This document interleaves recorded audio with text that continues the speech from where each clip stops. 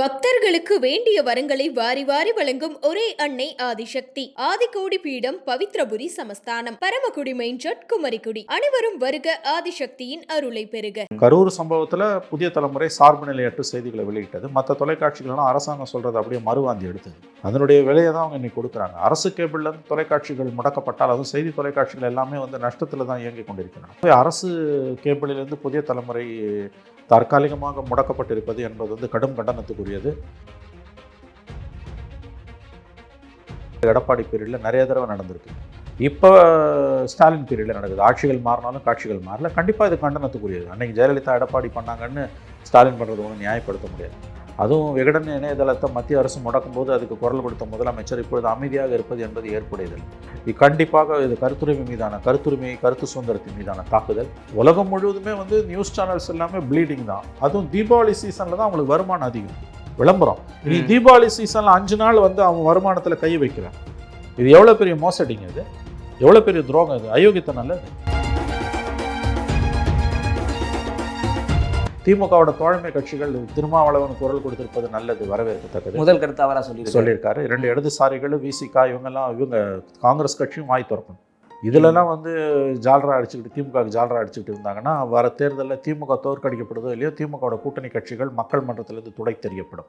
மற்ற மீடியா ஹவுசஸும் வாய் திறக்கணும். யாரோ ஒரு பத்திரிகையாளரை பற்றி அண்ணாமலை ஏதோ ஒரு கருத்து சொல்லிட்டாருன்னு வள்ளூர் கோட்டத்துக்கிட்ட கூட்டம் கூடி ஆர்ப்பாட்டம் பண்ணவங்க இன்றைக்கி வாய்மொழியை மௌனமாக இருக்காங்க. இதை விட மோசமாக கட்சி சேனல்ஸில் போடுவாங்க. கவர்மெண்ட் கவலைப்படாது. ஏன்னா அதுக்கு எந்த நம்பகத்தன்மையும் கிடையாது. நம்பகத்தன்மை உள்ள சேனல்ஸ் ப்ரொஃபஷனல் சேனல்ஸ். அதனால தான் அவங்களுக்கு இவங்க மேலே கோவம் வருது. அதனால தான் எடப்பாடி பீரியடில் நியூஸ் 18 குறி வச்சாங்க.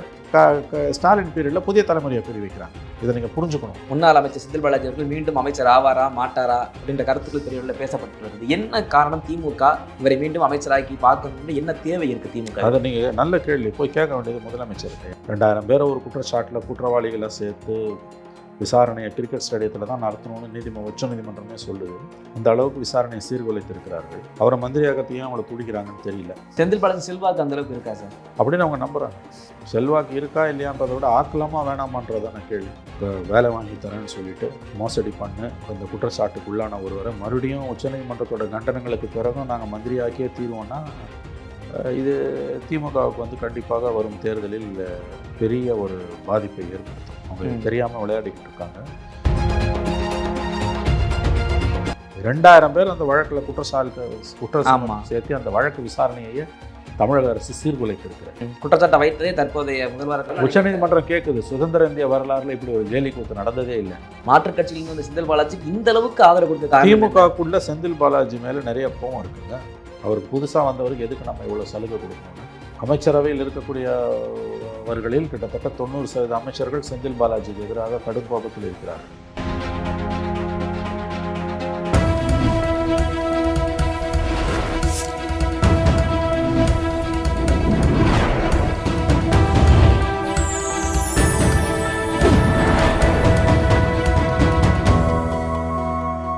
சேனல் 5 தமிழ் நேயர்களுக்கு வணக்கம்.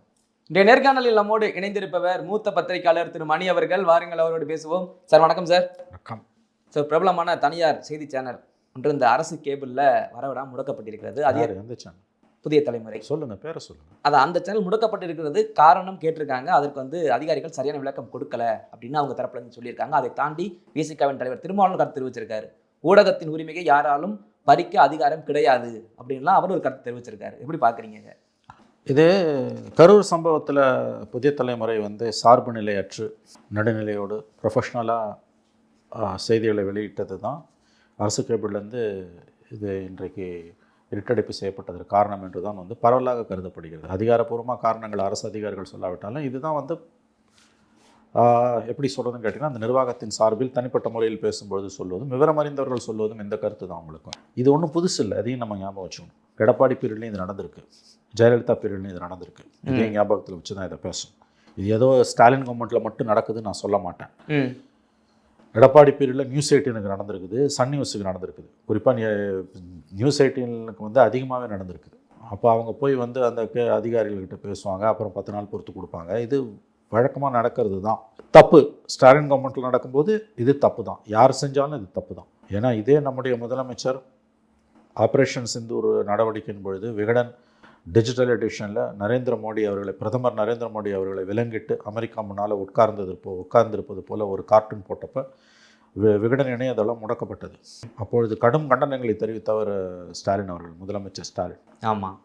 இன்றைக்கி அவருடைய ஆட்சியில் வந்து ஒரு தொலைக்காட்சியோட ஒளிபரப்பை அரசு கேபிளில் வந்து உருவுறாங்கன்னா அது அப்பட்டமான ஒரு ஜனநாயக விரோதமான ஒரு நடவடிக்கை, கருத்துரிமைக்கு எதிரான ஒரு நடவடிக்கை தான் அது. அதில் எந்த சந்தேகமும் கிடையாது. நான் மறுபடியும் சொல்கிறேன், இது எல்லா ஆட்சி காலத்திலும் நடந்திருக்கு. ஜெயலலிதா பீரியடில் நடந்திருக்கு, எடப்பாடி பீரியடில் சில முறை நடந்திருக்குது, இப்போ ஸ்டாலின் காலத்தில் நடக்குது. இது ஒன்றும் புதுசு கிடையாது. ஆனால் இப்போ இவங்க அதிகாரத்தில் இருக்கிறதாலையும் இப்பயே வந்து இவர்கள் வந்து மோடி கவர்மெண்ட் பண்ணும்போது அதுக்கு வக்காலத்து வாங்கிட்டு வந்து கண்டனம் தெரிவிக்கிறதும், இவங்க ஆட்சியில் அதையே செய்யறதும் இவர்கள் எந்த அளவுக்கு இரட்டை நிலைப்பாடு எடுத்திருக்கிறார்கள் என்பதைத்தான் காட்டுகிறது. கரூர் சம்பவத்தில் புதிய தலைமுறை சார்பு நிலையற்ற செய்திகளை வெளியிட்டது. மற்ற தொலைக்காட்சிகள்லாம் அரசாங்கம் சொல்கிறது அப்படியே மறுவாந்தி எடுத்தது. அதனுடைய விலையை தான் அவங்க இன்னைக்கு கொடுக்குறாங்க. அரசு கேபிள்லேருந்து தொலைக்காட்சிகள் முடக்கப்பட்டால், அதுவும் செய்தி தொலைக்காட்சிகள் எல்லாமே வந்து நஷ்டத்தில் தான் இயங்கி கொண்டிருக்கிறாங்க. அரசு கேபிள்லேருந்து அது தூக்குறாங்கன்னா வந்து அவங்களோட வியூவர்ஷிப் அடிவாங்க. அதுவும் இப்போ தீபாவளி டைமில் வியூவர்ஷிப் அடிவாங்கன்னா அவங்களோட வருமானம் குறையும். செய்தி சேனல்கள் எல்லாமே வந்து கடும் நஷ்டத்தில் தான் இயங்கி கொண்டிருக்கிறாங்க. ஆகவே அரசு கேபிளிலிருந்து புதிய தலைமுறை தற்காலிகமாக முடக்கப்பட்டிருப்பது என்பது வந்து கடும் கண்டனத்துக்குரியது. நிச்சயமாக வந்து அரசு மறுபரிசீலனை செய்து அரசு கேபிளில் புதிய தலைமுறை எந்த பேண்ட் வித்தில் கொடுத்தாங்களோ அதே பேண்ட் வித்தில் கொடுக்கணும். எந்த தொலைக்காட்சியும் யார் அரசாங்கத்தில் இருந்தாலும் கண்டிப்பாக வந்து அதை வந்து முடக்குவது என்பது வந்து ஏற்புடையதல்ல.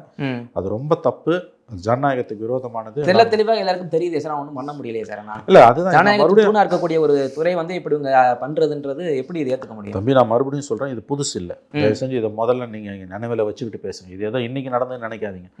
அரசு கேபிள்ன்றது ஒன்று கொண்டு வந்த பிறகு 2007 கருணாநிதி கொண்டு வந்தார். அப்புறம் 10 அவரே அதை வந்து நிலைகுலைய வச்சார். 11 ஜெயலலிதா வந்தோன்னா அதை முன்னெடுத்துட்டு போனாங்க. அப்பயே ஜெயலலிதா பீரியட்லேயே வந்து அரசாங்கத்துக்கு எதிராக செய்திகள் போடும்போது 2 நாள் 3 நாள் சேனலில் முடக்கிறது, அரசு கேபிளில் வந்து உருவதுன்றது சகஜமாக நடந்துட்டு தான் இருந்தது.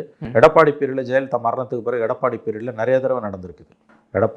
நியூஸ் 18க்கெலாம் தொடர்ந்து பல முறை நடந்திருக்குது. இப்போ ஸ்டாலின் பீரியடில் நடக்குது. ஆட்சிகள் மாறினாலும் காட்சிகள் மாறல. கண்டிப்பாக இது கண்டனத்துக்குரியது. அன்றைக்கி ஜெயலலிதா எடப்பாடி பண்ணாங்கன்னு ஸ்டாலின் பண்ணுறது ஒன்றும் நியாயப்படுத்த முடியாது. அதுவும் விகடன் இணையதளத்தை மத்திய அரசு முடக்கும் போது அதுக்கு குரல் கொடுத்த முதலமைச்சர் இப்பொழுது அமைதியாக இருப்பது என்பது ஏற்புடையதில்லை. இது ஜனநாயகத்தின் மீதான தாக்குதல். கண்டிப்பாக இது கருத்துரிமை மீதான, கருத்து சுதந்திரத்தின் மீதான தாக்குதல். உடனடியாக அரசு கேபிளில் பழைய மாதிரி புதிய தலைமுறை தெரிவதற்கு உரிய நடவடிக்கையை தமிழக அரசு எடுக்க வேண்டும். அதுதான் ஜனநாயகத்துக்கு நல்லது. இல்லைன்னா அவங்க நீதிமன்றத்தை நாடணும், இல்லை மக்கள் மன்றத்துக்கு இந்த பிரச்சனையை கொண்டு போகணும். எல்லா எதிர்கட்சிகளும் குரல் கொடுக்குறாங்கன்னா அரசு வந்து வழிக்கு வருவதற்கு வாய்ப்பு இருக்குது. திமுகவோட தோழமை கட்சிகள் திருமாவளவன் குரல் கொடுத்திருப்பது நல்லது, வரவேற்கத்தக்கது. முதல் கருத்து அவராக சொல்லியிருக்காரு. 2 இடதுசாரிகளும் விசிகா இவங்க காங்கிரஸ் கட்சியும் வாய் திறக்கணும். இதிலெல்லாம் வந்து ஜால்ரா அடிச்சுக்கிட்டு, திமுகவுக்கு ஜால்ரா அடிச்சுக்கிட்டு இருந்தாங்கன்னா வர தேர்தலில் திமுக தோற்கடிக்கப்படுதோ இல்லையோ திமுகவோட கூட்டணி கட்சிகள் மக்கள் மன்றத்திலிருந்து துடை தெரியப்படும். இந்த ஜனநாயக விரோத காரியங்களுக்கு திமுகவோட தோழமை கட்சிகள் துணை போகக்கூடாது. குரல் கொடுத்திருக்கக்கூடிய திருமா பாராட்டுக்குரியவர். இல்லை, இந்த சம்பவத்தில் மக்களின் பார்வை எப்படி சார் இருக்கு? ஏன்னா ஒரு ஊடகம் இப்படி நடுநிலையாக இருந்து செய்திகளை பரப்பியிருக்கு. அப்படிங்கிற பட்சத்தில் அவங்களுக்கு மட்டும் இப்படி நடவடிக்கை, மற்ற செய்திகள்லாம் அப்போ வந்து இவங்க சொல்கிறத கேட்டு தான் பண்ணுறாங்கன்னா நம்பிக்கை போயிடாத ஊடகத்தின் மேலே. அதெல்லாம் மக்களை வந்து அவ்வளோலாம் நீங்கள் வந்து ரொம்ப பிளாக் அண்ட் ஒயிட்டாலாம் பார்க்காதீங்க. புதிய தலைமுறை தெரியல, அவ்வளோ டீப்பாலாம் பார்க்க மாட்டாங்க. நாளைக்கு தெரிஞ்சால் பர்மனெண்ட்டாக ஒன்றும் அரசு கேபிள்லேருந்து எடுக்க முடியாது. கண்டிப்பாக அதை எடுக்க முடியாது. அது நிச்சயமாக அடுத்த கட்டத்துக்கு இது போகும்பொழுது மக்கள் வந்து அதை பதில் சொல்ல தான் செய்வாங்க. மக்கள் மன்றத்தில் அது எதிரொலிக்கும். அதுக்கு முன்னாலே பிரச்சனைக்கு தீர்வு காணப்படும் என்று நான் நம்புகிறேன். இது ரொம்ப தவறானது. நீங்கள் மற்ற மீடியா ஹவுசஸும் வாய் திறக்கணும். இதில் இப்போ திமுகவுக்கு எதிராக ஏதாவது வந்து மத்திய அரசு நடவடிக்கை எடுத்தோன்னா வரிஞ்சு கட்டிட்டு வரக்கூடிய தமிழ்நாட்டு ஊடகங்கள் இன்றைக்கி திமுக அரசு ஒரு ஜனநாயகத்துக்கு எதிரான காரியத்தை செய்யும்பொழுது வாய்மூடி மௌனமாக இருக்கக்கூடாது. யாரோ ஒரு பத்திரிகையாளரை பற்றி அண்ணாமலை ஏதோ ஒரு கருத்து சொல்லிட்டாருன்னு வள்ளூர் கோட்டத்துக்கிட்ட கூட்டம் கூடி ஆர்ப்பாட்டம் பண்ணவங்க இன்றைக்கி வாய்மூடிய மௌனமாக இருக்காங்க. 90% தமிழ்நாட்டு ஊடகங்கள் திமுகவோட கொத்தடிமையாக மாறி போனதன் விளைவு தான் இது. யாராவது முதுகெலும்புடன் செய்தி போட்டாங்க அப்படின்னா அவங்கள முடக்கிறாங்க. ஆனால் மக்கள் மன்றத்தில் இதெல்லாம் ரொம்ப நாள் நீடிக்காது. ஏன்னா ஆல்ரெடியே தொலைக்காட்சிகள் தங்களுடைய நம்பகத்தன்மையை மக்களிடம் இழந்து விட்டன. ஒரு செய்தியை வந்து இன்னைக்கு இருக்கக்கூடிய அதுக்கு காரணம் என்ன சார்? அது இதுதான் காரணமா? இது எது இந்த மாதிரி முடக்கிறதுனால இந்த மாதிரி இது வந்து நான் மறுபடியும் சொன்னேன், இது ஸ்டாலின் ஒன்றும் ஆரம்பிக்கல. இது அவருக்கு முன்னால இருந்தவங்க செஞ்சதை அவர் தொடர்றாரு, அவ்வளவுதான். இதுல வந்து யார் ஆட்சியில் இருந்தாலும் அவங்களுக்கு ஜால்ரா தட்டுற வேலையை தான் தொலைக்காட்சி சேனல்கள் செய்து மக்கள் பிரச்சனையை பேசுறது இல்லைன்றதுனால தான் மக்கள் சோஷியல் மீடியா பக்கம் திரும்புகிறாங்க. இன்றைக்கி ஒரு செய்தியை தெரிஞ்சுக்கிறதுக்கு பெரும்பாலான மக்கள் வந்து குறிப்பாக இளைஞர்கள் வந்து மொபைலில் சோஷியல் மீடியாவில் பார்த்து, ட்விட்டரில், யூடியூப்பில் பார்த்து தான் தெரிஞ்சுக்கிறானே ஒழிய தொலைக்காட்சிகளை போய் பார்த்து தெரிந்து கொள்வது என்பது குறைஞ்சிக்கிட்டே வருது. ஆல்ரெடி தங்களுடைய நம்பகத்தன்மையை இந்த மீடியா இழந்துகிட்டு இருக்க காலகட்டத்தில் இந்த மாதிரி அரசாங்கத்துக்கு ஜால்ரா போடுறது மட்டும்தான் வேலைன்னா நிச்சயமாக வந்து அது மக்கள் மன்றத்தில் எடுபடாது. இது நிச்சயமாக இந்த போக்கை தமிழக அரசு மாற்றிக்கொள்ள வேண்டும். இல்லைன்னா வரும் தேர்தலில் இது எதிரொலிக்கும்.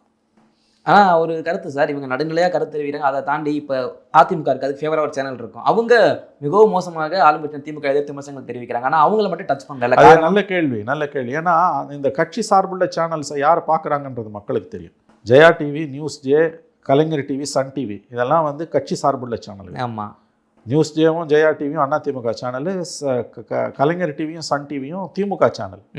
இதில் எது போட்டாலும் பெருசாக கவலைப்பட மாட்டாங்க. ஆனால் ஒரு புதிய தலைமுறையில் ஒரு நியூஸ் 18ல் ஒரு தந்தியில் வருதுன்னா அரசாங்கம் வீழ்ச்சிக்கும், அரசாங்கத்துக்கு கோவம் வருது. ஏன்னு கேட்டிங்கன்னா வந்து திமுக காரனே கலைஞர் டிவியும் சன் டிவியும் பார்க்க மாட்டான், அவன் புதிய தலைமுறை நியூஸ் 18 தான் பார்ப்பான். அதிமுக காரன் நியூஸ் ஜேவும் ஜெயா டிவியும் பார்க்க மாட்டான், அவன் தந்தி டிவி புதிய தலைமுறை நியூஸ் 18 தான் பார்ப்பான். அதனால் ஏன்னா நீங்கள் கேட்ட கேள்வி நல்ல கேள்வி. இதை விட மோசமாக கட்சி சேனல்ஸில் போடுவாங்க. கவர்மெண்ட் கவலைப்படாது. ஏன்னா அதுக்கு எந்த நம்பகத்தன்மையும் கிடையாது. நம்பகத்தன்மை உள்ள சேனல்ஸ் ப்ரொஃபஷனல் சேனல்ஸ். அதனால தான் அவங்களுக்கு இவங்க மேலே கோவம் வருது. அதனால தான் எடப்பாடி பீரியடில் நியூஸ் 18 குறி வச்சாங்க, ஸ்டாலின் பீரியடில் புதிய தலைமுறையை குறி வைக்கிறாங்க. இதை நீங்கள் புரிஞ்சுக்கணும். நீங்கள் கேட்டது ரொம்ப நல்ல கேள்வி. ப்ரொஃபஷனல் சேனல்ஸ் வந்தால் தான் கவர்மெண்ட்டுக்கு கோவம் வரும். கட்சி சேனல் அவன் எதை வேணால் போட்டேன், அதை எவங்க பார்க்குறான்? அவங்களுக்கு சன் டிவிக்கு பெரிய வியூவர்ஷிப் இருக்குன்னு அவங்க சொல்லலாம். ஆனால் சன் நியூஸை பார்க்குற ஒவ்வொருத்தருக்கும் தெரியும் அது திமுகவோட சேனல். கலைஞர் டிவியாவது ஒரு குறைஞ்சபட்ச நேர்மையோட வெளிப்படையான திமுக சேனல். இது நடுநிலை சேனல்ன்ற போர்வேல அட்டுழியம் செய்யக்கூடிய சேனல் தான் Sun TV channel. Sun TV அடிப்படையில் ஒரு திமுக சேனல். இது அதில் என்னதான் நியூஸ் வந்தாலும் அதோட நம்பகத்தன்மை என்பது ஒரு புதிய தலைமுறையிலையோ நியூஸ் 18லையோ வந்தால் நம்பகத்தன்மை சன் டிவிக்கு கிடையாது. நம்பகத்தன்மை கிடையாது. வியூவர்ஷிப் இருக்கலாம், நம்பகத்தன்மை இல்லை. நம்பகத்தன்மை கிடையாது. ரெண்டையும் நீங்கள் புரிஞ்சுக்கணும். நம்பகத்தன்மை வேற, வியூவர்ஷிப் வேற. ஸோ நம்பகத்தன்மை உள்ள சேனல்ஸில் அதுக்கு வியூவர்ஷிப் குறைவாக இருந்தாலும் கவர்மெண்ட்டுக்கு கோவம் வருது. அதுதான் Sun TV, Kalaignar TV, Jaya TV, news ஜே இதில் வந்ததுன்னா கவர்மெண்ட்டுக்கு. இப்போ கலைஞர் சிஎம்மாக இருக்காரு, நியூஸ் ஜேலையோ ஜெயாலேயோ வருதுன்னு வச்சுக்கோங்க, கவலையே பட மாட்டார். இப்போ நியூஸ் ஜேல ஸ்டாலினுக்கு எதிராக எது வந்தாலும் அவங்க கவலைப்பட மாட்டாங்க. ஜெயா டிவியில் எது வந்தாலும் கவலைப்பட மாட்டாங்க. ஏன்னா அதோட நம்பகத்தன்மை 0. அதே மாதிரி வந்து கலைஞர் டிவியும் சன் டிவியும் அதோட நம்பகத்தன்மை 0. நான் மறுபடியும் சொல்கிறேன், வியூவர்ஷிப் எல்லாத்தையும் விட கூட இருக்கலாம், நம்பகத்தன்மை 0. கொள்கை வகுப்பாளர்கள், பத்திரிகையாளர்கள், நீதிபதிகள், அரசு அதிகாரிகள், பல்துறை சார்ந்த அதிகாரிகள், நிபுணர்கள், உலகம் முழுவதும் இருக்கக்கூடிய தமிழர்கள் வந்து ஒரு புதிய தலைமுறையிலையோ நியூஸ் 18லையோ வந்துன்னா அதை நம்புவான். ஒரு சன் டிவிலையோ ஜெயா டிவிலையோ வந்து அவன் நம்ப மாட்டான். ரீகன்சிடர் பண்ணணும்னு சொல்லுவாங்க, கண்டுக்கவே மாட்டான். அது வந்து அப்படி வந்தாலும் அவன் வந்து அது பெரிய அளவில் அவனுக்கு பாதிப்பை ஏற்படுத்தாது. ஏன்னா இவையெல்லாம் அடிப்படையில் கட்சி சார்ந்த சேனல்கள். 2 சேனல் திமுக, 2 சேனல் அதிமுக.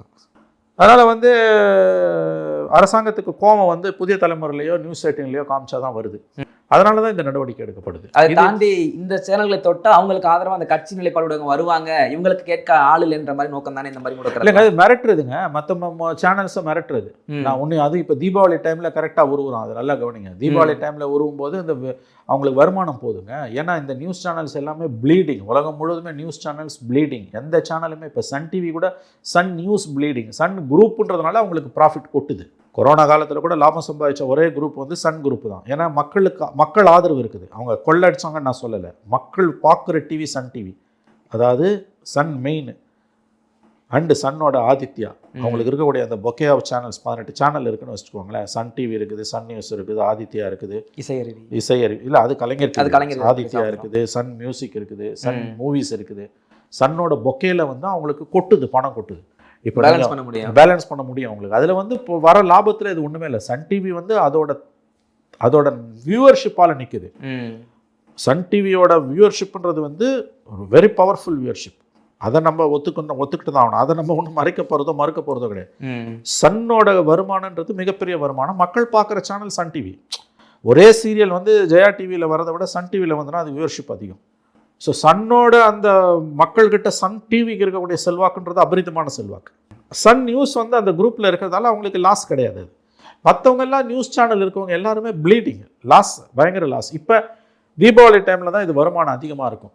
புதிய தலைமுறை மாதிரியான சேனல்ஸ் வந்து நாங்கள் அந்த டிபேட்டுக்கு போகும்போது பார்த்துருப்பேன். 8:59னா 8:59க்கு இந்த டிபேட்டை முடிக்கணும். ஏன்னா 1 நிமிஷம் தள்ளி போச்சுன்னா ஆடுக்கு வந்து அவங்க பதில் சொல்லணும்.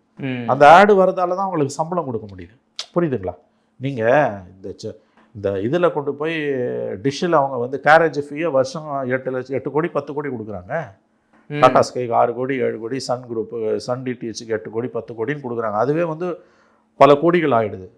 அப்புறம் எங்கேருந்து உங்களுக்கு வருமானம் வரும்? உலகம் முழுவதுமே வந்து நியூஸ் சேனல்ஸ் எல்லாமே ப்ளீடிங் தான். அதுவும் தீபாவளி சீசனில் தான் அவங்களுக்கு வருமானம் அதிகம். விளம்பரம் நீ தீபாவளி சீசனில் 5 நாள் வந்து அவன் வருமானத்தில் கை வைக்கிறான். இது எவ்வளோ பெரிய மோசடிங்க, இது எவ்வளோ பெரிய துரோகம், இது அயோக்கியத்தனம் அல்ல. இது இதுதானே உண்மையான கருத்து சுதந்திரத்தின் மாதான தாக்குதல். அப்போ மோடியை சொல்கிறதுக்கு உங்களுக்கு என்ன தகுதி இருக்குது? அவர் செஞ்சதை 2 பேரும் ஒன்று தானே, பிஜேபியும் திமுக ஒன்று. அடிப்படையில் 2 பேரும் ஒன்று தான். அவங்களும் அவங்களுக்கு எதிராக பேசுகிறவங்கள முடக்கிறாங்க, நீங்களும் உங்களுக்கு எதிராக பேசுகிறவங்கள முடக்கிறீங்க. ஒரு சேனலை நீ வந்து டிஷ்ஷிலேருந்து எடுக்கிற அதிகாரம் கிடையவே கிடையாது. இது அடிப்படையான கருத்து சுதந்திரத்தின் மீதான தாக்குதல் ஏற்கனவே நீதிமன்றங்கள் பலமுறை சொல்லி இருக்குது. இவங்க கேட்குறதா இல்லைங்க. இது வந்து அதிகாரம் கையில் இருக்குது, அடுத்த தடவை நம்ம தான் ஜெயிக்க போகிறோன்ற எண்ணத்தில் இவ்வளவும் செய்கிறாங்க. புதிய தலைமுறை அரசு கேபிளிலிருந்து உருவியது மிக மிக தவறானது. கடந்த காலங்களில் இது செய்யப்பட்டிருக்கு, எடப்பாடி பீரியடில் நடந்திருக்கு. அதையே ஸ்டாலின் அரசாங்கமும் தொடர்வது என்பது ரொம்ப ரொம்ப தவறான ஒரு காரியம். இப்போ ஆபரேஷன் சிந்தூர் அப்போ விகடன் இணையதளம் முடக்கப்பட்டதற்கு மோடி அரசு மீது கண்டனம் தெரிவித்த மு க ஸ்டாலின் அவர்கள் அவருடைய ஆட்சி காலத்தில் அரசு கேபிளில் இருந்து புதிய தலைமுறை உருவப்பட்டதை எப்படி அனுமதிக்கிறார் என்று தெரியவில்லை. அரசு மறுபரிசீலனை செய்து உடனடியாக புதிய தலைமுறையை அரசு கேபிளில் கொண்டு வர வேண்டும். எந்த தொலைக்காட்சியும் பிஜேபி சார்பாக இயங்கக்கூடிய தொலைக்காட்சிகளாக இருந்தாலும் கூட, அதிமுக சார்பாக இயங்கக்கூடிய தொலைக்காட்சிகளாக இருந்தாலும் கூட, எந்த தொலைக்காட்சியும் எந்த அரசாங்கங்களும் முடக்கக்கூடாது. அப்படி செய்வார்களேயானால் அதற்கான விலையை அடுத்தடுத்த தேர்தல்களில் அவர்கள் கொடுப்பார்கள். ஓகே சார், அடுத்த நேற்று ஒரு செய்தி, முன்னாள் அமைச்சர் செந்தில் பாலாஜி அவர்கள் மீண்டும் அமைச்சர் ஆவாரா மாட்டாரா அப்படின்ற கருத்துக்கள் பெரிய பேசப்பட்டு வருது. என்ன காரணம் திமுக இவரை மீண்டும் அமைச்சராக்கி பார்க்கணும்னு என்ன தேவை இருக்குது திமுக? அதை நீங்கள் நல்ல கேள்வி போய் கேட்க வேண்டியது முதலமைச்சர்கிட்ட, என்கிட்ட இல்லை. நல்ல அருமையான கேள்வி கேட்டீங்க. ஒரே ஒரு தப்பு பண்ணிட்டீங்க, அது நீங்கள் என்கிட்ட கேட்கக்கூடாது, முதலமைச்சர்கிட்ட போய் கேளுங்க. அவர் மறுபடியும் மந்திரி ஆவாரா ஆக மாட்டாரா, மந்திரி ஆகணுமா ஆகக்கூடாதான்றதான் கேள்வியாக இருக்கணுமே ஒழிய மந்திரி ஆவாரா ஆக மாட்டாரான்றது அபத்தமான கேள்வி. 2000 பேரை ஒரு குற்றச்சாட்டில் குற்றவாளிகளை சேர்த்து விசாரணையை கிரிக்கெட் ஸ்டேடியத்தில் தான் நடத்தணும்னு உச்ச நீதிமன்றமே சொல்லுது. அந்த அளவுக்கு விசாரணையை சீர்குலைத்திருக்கிறார்கள். அவரை மந்திரி ஆகிறதுக்கு ஏன் அவங்கள துடிக்கிறாங்கன்னு தெரியல. அது அவங்க தான் பதில் சொல்லணும். இது வந்து இன்னமும் கெட்ட பேரை தான் அரசாங்கத்துக்கு உண்டாக்கும். அதை பற்றி அவங்க கவலைப்படுறதா இல்லை. ஜெயிக்க போகிறது உறுதி 26ல், பொட்டியை திறக்க வேண்டியது வாக்கு எண்ணிக்கை மட்டும்தான் பாக்கின்னு அவங்க நினச்சிட்டு இருக்காங்க. அதனால தான் செந்தில் பாலாஜிக்கு இவ்வளவு ஆதரவு கொடுக்கிறார்கள். திமுக வினையாக தான் முடியும். அதை பற்றி அவங்க கவலைப்படுறதா இல்லை. செந்தில் பாலாஜி செல்வாக்கு அந்த அளவுக்கு இருக்கா சார் அப்படின்னு அவங்க நம்புகிறாங்க. செல்வாக்கு இருக்கா இல்லையான்றதை விட ஆக்கலாமா வேணாமான்றதான கேள்வி. நூற்றுக்கணக்கான இளைஞர்களின் வாழ்க்கையை சூறையாடிய ஒருவர், வேலை வாங்கி தரேன்னு சொல்லிட்டு மோசடி பண்ணு அந்த குற்றச்சாட்டுக்கு உள்ளான ஒருவரை மறுபடியும் உச்சநீதிமன்றத்தோட கண்டனங்களுக்கு பிறகும் நாங்கள் மந்திரியாக்கியே தீர்வோம்னா இது திமுகவுக்கு வந்து கண்டிப்பாக வரும் தேர்தலில் பெரிய ஒரு பாதிப்பை ஏற்படுத்தும். அவங்க தெரியாமல் விளையாடிக்கிட்டு இருக்காங்க. நிச்சயமாக வந்து இது இந்த அளவுக்கு உச்சநீதிமன்றத்தின் கண்டனத்திற்குள்ளான ஒரு நபரை அவர்கள் வந்து மீண்டும் அமைச்சராக்க துடிப்பது என்பது ரொம்ப ஆபத்தானது. பட் அதான் அவங்க செய்கிறாங்க. அது அதிகாரம் கண்ணம் மறைக்கும்வாங்கல்ல, அதான் நடந்துட்டுருக்கு. இல்லை, அரசியலில் உற்று பார்க்கும்போது உள்ள வெறுப்பு இருக்கும். ஏன்னா மாற்றுக் கட்சியிலிருந்து வந்த செந்தில் பாலாஜிக்கு இந்த அளவுக்கு ஆதரவு கொடுக்க திமுகக்குள்ள செந்தில் பாலாஜி மேலே நிறைய கோவம் இருக்குங்க. அவருக்கு புதுசாக வந்தவருக்கு எதுக்கு நம்ம இவ்வளோ சலுகை கொடுக்கணும்னு. அமைச்சரவையில் இருக்கக்கூடியவர்களில் கிட்டத்தட்ட 90% அமைச்சர்கள் செந்தில் பாலாஜிக்கு எதிராக கடும் கோபத்தில் இருக்கிறார்கள். அவர் மந்திரி இல்லை, அது வேறு விஷயம். ஆனால் அவருக்கு கொடுக்கக்கூடிய முக்கியத்துவம் வந்து எல்லாரையும் வந்து கோபப்படுத்துகிறது. 2000 பேர் அந்த வழக்கில் குற்றம் சேர்த்து அந்த வழக்கு விசாரணையை தமிழக அரசு சீர்குலைத்திருக்கிறது. குற்றச்சாட்டை வைத்ததே தற்போதைய முதல்வர் உச்சநீதிமன்றம் கேட்குது, சுதந்திர இந்திய வரலாறுல இப்படி ஒரு கேலி கூத்து நடந்ததே இல்லைன்னு. 2000 பேர் ஒரு குற்றவாளிகள் பட்டியலில் சேர்த்தினா வழக்கு விசாரணையை கிரிக்கெட் ஸ்டேடியத்தில் தான் நடத்தணும், எந்த நீதிமன்றத்திலையும் நடத்த முடியாது. அவ்வளோ பெரிய நீதிமன்றத்தை கட்டவே இல்லை இந்தியாவில். ஒரு கிரிக்கெட் ஸ்டேடியத்தில் தான் நடத்தணும், IPL மேட்ச் நடக்கிற கிரிக்கெட் ஸ்டேடியத்தில் தான் நடத்தணும்.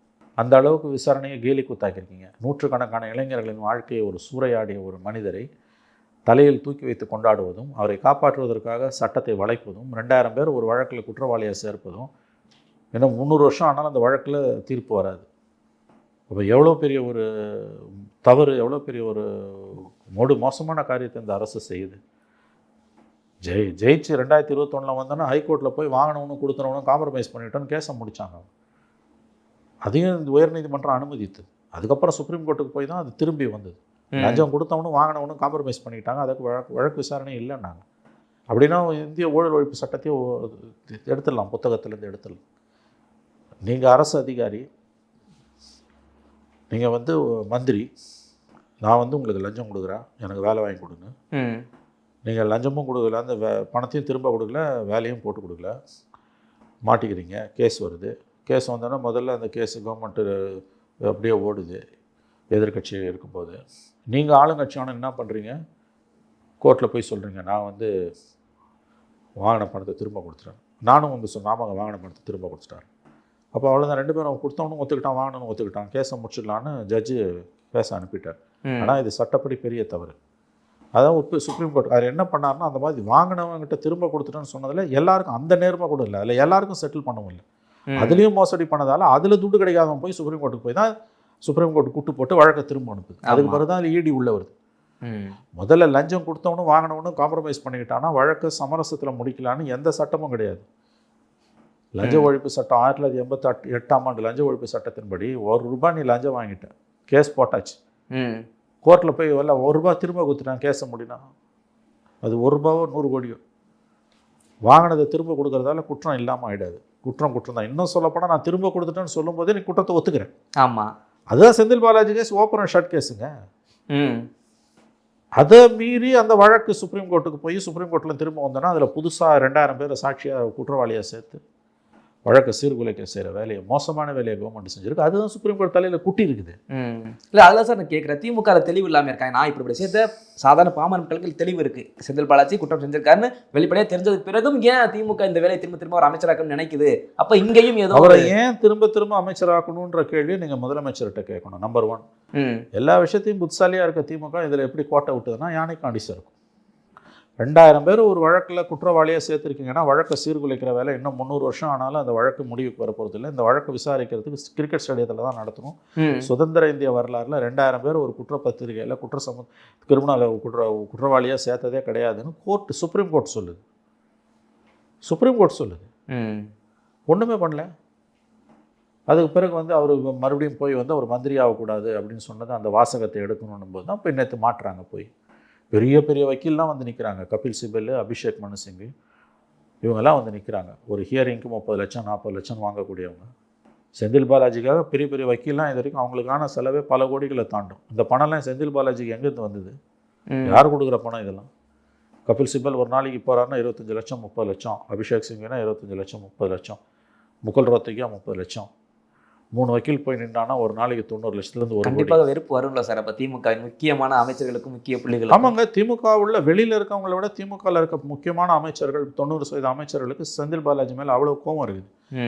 இத்தகைய குற்றச்சாட்டுக்குள்ளான ஒரு நபரை எதற்காக முதலமைச்சர் பாதுகாக்க துடிக்கிறார், எதற்காக அவர் மீண்டும் முதலமைச்சராக்க விரும்புகிறார்ன்றது கோபம் ரொம்ப அதிகமாகவே இருக்குது. 2000 பேரை குற்றவாளியாக சேர்த்து வழக்கு விசாரணையை சீர்குலைச்சு கேலி கூத்தாக்கிருக்கீங்க. சுதந்திர இந்திய வரலாறுல 2000 பேர் ஒரு குற்றச்சாட்டில் சேர்த்ததே இல்லை. வழக்கு விசாரணையை கிரிக்கெட் ஸ்டேடியத்தில் தான் நடத்தணும்னு சுப்ரீம் கோர்ட் சொன்ன பிறகும் தமிழ்நாடு அரசு மௌனமாக இருக்குது. எதிர்கட்சிகள் இதை பெருசாக எதுவும் பண்ண முடியலன்னா என்ன மோசமான நிலைமையில தமிழ்நாடு இருக்குன்றதை நீங்கள் புரிஞ்சுக்கலாம். அவர் நேற்று மந்திரி ஆகணும்னு துடிக்கிறார் போய். அதான் கோர்ட்டு நேற்று ஒரு ஆப்பு வச்சிருக்குது, வழக்கை டெல்லிக்கு மாற்றிடலான்றாங்க. டெல்லிக்கு மாத்திரம் என்னைக்கா இருந்தாலும் ஒரு நாள் ஜெயிலுக்கு போறாரு. சொல்றாங்க வந்து போக சௌகரியமா இருக்கு, ஆன்லைன்ல பண்ணிக்கலான்ட்டு. பெங்களூர் கூட சொன்னாங்கன்னு நினைக்கிறேன். தமிழ்நாடு ஆன்லைன் இப்பதான் ஆன்லைன் வந்துச்சு. ஜெயலலிதா பீரியட்ல ஆன்லைன் இல்லை, இப்போ ஆன்லைன் வந்துச்சுல. வழக்கு விசாரணை ஆன்லைன்ல நடத்தலாம். வழக்கு விசாரணை ஆன்லைன்ல நடத்தலான்ட்டாங்க. இல்லை இவ்வளவுத்துக்கு பிறகும் அவரை மந்திரியாவே ஆக்கி துடிப்பான்னு விரும்புறாங்கன்னா குற்றம் சாட்டப்பட்டிருக்கு நிரூபிக்கிறது அடுத்து தாண்டி வந்துருச்சு இப்படிங்கிறதுல ஏன் அதுதான் திரும்ப மக்களின் கேள்வியாகவே இருந்துட்டு இருக்கு. இல்லைங்க, நம்ம இது வந்து சில சம்பவங்களுக்கு சம்பவங்களே சாட்சி. புதுசாக பதில் ஒன்றும் அவசியமே இல்லை. அவரையும் திமுகவில் ஆளேவா இல்லை? திமுகவில் 50 வருஷம் 60 வருஷம் 70 வருஷம் திமுகலே பழந்தின்னு கொட்டை போட்டு தியாகம் பண்ணி அடிப்பட்டு உதப்பட்டு கட்சிக்காகவே இருந்தவன். நீங்கள் அவனுக்கு கொடுக்காம 5 கட்சி மாறி வந்தவர். 5 கட்சி மாறி வந்தவர் செந்தில் பாலாஜி. மதிமுகவில் இருந்தார். மதிமுகலேருந்து அதுக்கு பிறகு வந்து அதிமுகவுக்கு போனார். அதிமுகவில் இருந்துட்டு இதுக்கு போனார், அமமுகவுக்கு போனார். இப்போ அமமுகலேருந்து திமுக இருக்கார். நடுப்புற ஒரு தடவை வேறு ஏதோ ஒரு கட்சிக்கு போயிட்டு வந்தார். 5 கட்சி தான் அவர் பேர். 5 கட்சி மாறி வந்தவர் என்பதுதான் அவருடைய பெயர். அவருக்கு எதுக்கு திமுகலேயே 50 வருஷம் 60 வருஷம்னு காட்டாத கருணையை திமுக தலைவர் ஏன் காட்டுகிறார் என்பது முக்கியமான கேள்வி. கேள்வி நியாயம், பதில் நம்மகிட்ட இல்லை, அவர்கிட்ட தான் போய் கேட்கணும். உங்கள் கட்சியில் யாரோ ஒருத்தருக்கு இப்படி சலுகை காட்டுறீங்கன்னா ஒரு துரைமுருகனுக்கு, ஒரு தங்கந்தனரசுக்கு, ஒரு டிஆர் பாலுக்கு, ஒரு கேஎன் நேருக்கு, ஒரு எம்ஆர்கே பன்னீர்செல்வத்துக்கு, ஒரு ஐ பெரியசாமிக்கு முதலமைச்சர் ஸ்டாலின் இப்படி கருணை காட்டுகிறாருன்னா புரிஞ்சுக்கலாம். ஒரு 10% நியாயம் கூட. 1000 இருந்தாலும் கட்சிக்காரங்க அவன் கொள்ளை அடிச்சான், ஊர் தாலி அறுத்தான், ஆனால் வந்து கட்சிக்காக கஷ்டப்பட்டாங்க. அவன் எதிர்கட்சியாக இருக்கும்போது திமுகவை காட்டி கொடுத்துட்டு அவன் போகலங்க. எம்ஜிஆர் பீரியடில், ஜெயலலிதா பீரியடில் தான் கட்சியில் தான் இருந்தான். ஜெயலலிதா எவ்வளோ டார்ச்சர் பண்ணாங்க, கேஸ் போட்டாங்க, பிடிச்சி உள்ளே போட்டாங்க, ஆனால் அவன் போகலங்க. நமக்காக தாங்க இருந்தான் கட்சியில். நாளைக்கே நம்ம தோத்தாலும் நம்மளை விட்டு போக மாட்டாங்க, அவன் கட்சிக்காரங்க அவன். அப்படின்னா அவனுக்கு நீங்கள் இந்த சலுகையை காமிக்கிறீங்கன்னா அதில் ஒரு 10% நியாயம் உண்டு. இங்கே அதுவும் கிடையாது. அவர் கட்சிக்கு வந்து 7 வருஷம் தான் ஆகுது. அதுக்கு முன்னால் ஒரு 4 கட்சியில் இருந்துட்டு இது 5வது கட்சி அவருக்கு. அப்போ அந்த ஒரு மனிதருக்கு வந்து நீங்கள் உங்கள் கட்சிக்காக எதுவுமே செய்யாதவர் அவர். தனிப்பட்ட முறையில் ஒரு முதலமைச்சருக்கோ முதலமைச்சர் குடும்பத்துக்கோ அவரால் ஏதாவது லாபம் இருக்கா இல்லையானா எனக்கு தெரியாது. நான் ஆதாரம் இல்லாமல் எதுவும் பேச முடியாது.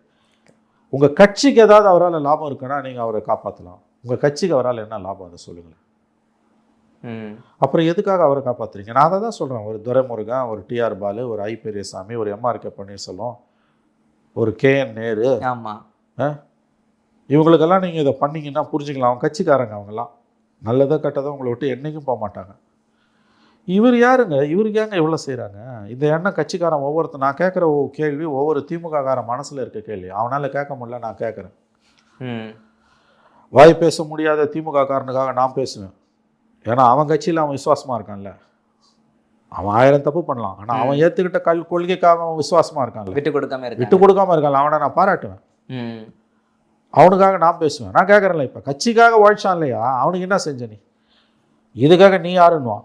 ஓட்டு போட்டிருக்கோம் உனக்கு, அதனால் கேட்பேன். ரெண்டாவது, ஒவ்வொரு அரசியல் கட்சியும் ஒரு பப்ளிக் ஆர்கனைசேஷன், யார் வேணால் கேட்கலாம். இது எங்கள் உட்கட்சி விவகாரம், நீ ஒன்றும் கடந்து போக முடியாது. நேற்று வந்து உனக்கு வாய்ப்பு கொடுத்துட்டு கட்சியிலேயே எல்லாத்தையும் இழந்துட்டு நிற்கிறான், அவனுக்கு என்ன மரியாதை? அப்போ 5 கட்சி மாறி வந்த ஒருத்தருக்கு இவ்வளோ சலுகை நீங்கள் ஏன் கேட்குறீங்க? சரி, இவ்வளோ சலுகை காமிச்சு உங்களுக்கு கெட்ட பேர் தானே வருது, அப்புறம் எதுக்கு அதை செய்கிறீங்க? புரியாத புதிராக தானே இருக்குது. ஆமாம், கட்சிக்காகவே உழைச்சி ஓடாக்கி போய் கட்சிக்காக எல்லா வேலையும் செஞ்சு நல்லது கெட்டது எல்லாத்தையும் கட்சி கொண்டு வந்து கட்சிக்காக உழைச்சிருக்கான், திருடி இருக்கான், எல்லாம் பண்ணியிருக்கான். ஆனால் கட்சியை விட்டு போக மாட்டான். அவனுக்கு செஞ்சுன்னா அது லாஜிக், அதில் தப்பே இல்லை. கட்சிக்காரன் அவன் நான் செய்வேன். 1000 தப்பு பண்ணாலும் அவன் என் கட்சிக்காரன்னு சொல்லுவான். இவர் யார்? இப்போ பெயர் அளவில் தான் திமுகவாக இருக்குது. அதிமுக தான் ரன் ஆகிட்டு இருக்கே திமுக. 100% அதில் என்ன சந்தேகம்? கட்சிக்காக எதுவுமே செய்யாத ஒருத்தரை கட்சி கஷ்டப்பட்ட காலத்துலலாம் கட்சி கூட இல்லாத ஒருத்தரை நீங்கள் இன்றைக்கி தலையில் தூக்கி வச்சு கொண்டாடுறீங்க. இதில் உங்களுக்கு இன்னொன்று, இதில் கொடுமை என்னென்னா, சரி இவ்வளோ பண்ணுறீங்கல்ல, இதால் உங்களுக்கு எதாவது நன்மை வருமா? கட்சிக்கு உள்ளே நன்மை இல்லை, வெளியில நன்மை இல்லை. பப்ளிக் வந்து கேட்குறாங்க, ஏன் இவ்வளோ பண்ணி எதுக்கு செந்தில் பாலாஜியை காப்பாற்றுறீங்கன்றால. அதுக்கு மட்டும் பதிலே வரமாட்டேன். அதுக்கு பதில் வரமாட்டேன். கட்சிக்காரன் இப்போ பொன்முடியை காப்பாற்றினா, பொன்முடி கூட நீதிமன்றத்தால் தண்டிக்கப்பட்டவர் தாங்க. பொன்முடியை நீ காப்பாற்றினா எனக்கு ஒன்றும் அதில் ஆட்சேபம் இல்லை. பொன்முடி கட்சிக்காரன். எம்ஜிஆர் காலத்துலேருந்து திமுகவில் இருக்கார், ஜெயலலிதா காலத்துலேருந்து திமுகவில் இருக்கார். நாளைக்கு நீங்கள் பதவியில் இல்லைனாலும் பொன்முடி உங்கள் கூட தான் இருப்பார். அவர் அண்ணா திமுக போயிட மாட்டார். ஒரு பொன்முடியை நீங்கள் காப்பாற்றுறீங்க அப்படின்னா ஏற்கனவே நீதிமன்றத்தால் தண்டிக்கப்பட்டவர் தான் வரும். அப்புறம் ஏட உடம்பு பேசினாரு மந்திரி பதவி போச்சு. அவரை நீங்கள் காப்பாற்றுனீங்கன்னா கேட்க மாட்டேன் நான். அவங்க கட்சிக்காரன் 1000 இருந்தாலும் உங்களுக்காக அவர் உழைச்சிருக்காரு. நீங்கள் ஆட்சிக்கு வர்றதுக்கு ஒவ்வொரு தடையும் அவரும் ஒரு காரணமாக இருந்திருக்காரு, அந்த அவர் மாவட்டங்களில். இவர் யாருங்க? அப்போ என்ன கட்சி இது? அப்போ கட்சி அழிவு நோக்கி போகுது. சந்தேகமே வேணும், கட்சி அழிவு நோக்கி போகுது. ஓகே சார், எங்களுடைய பல்வேறு கேள்விகளுக்கு நேரத்தை ஒதுக்கி பதில் நம்பிக்கை ரொம்ப நன்றி சார். தொடர்ந்து பேசுவோம்.